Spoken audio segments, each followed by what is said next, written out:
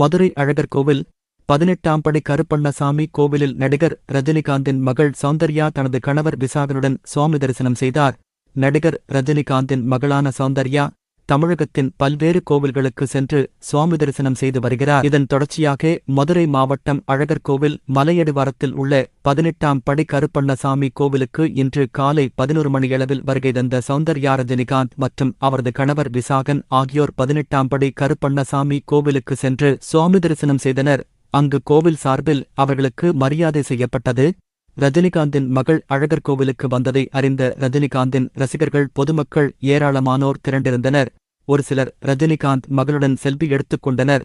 அவர்களுடன் மதுரை மாவட்ட ரஜினிகாந்த் நற்பணி மன்ற இளைஞரணி செயலாளர் காமாட்சியுடன் வந்திருந்தார். உள்ளூர் செய்திகள் முதல் உலகச் செய்திகள் வரை தெரிந்து கொள்ள மதுரை முரசு சேனலை சப்ஸ்கிரைப் செய்யுங்கள்.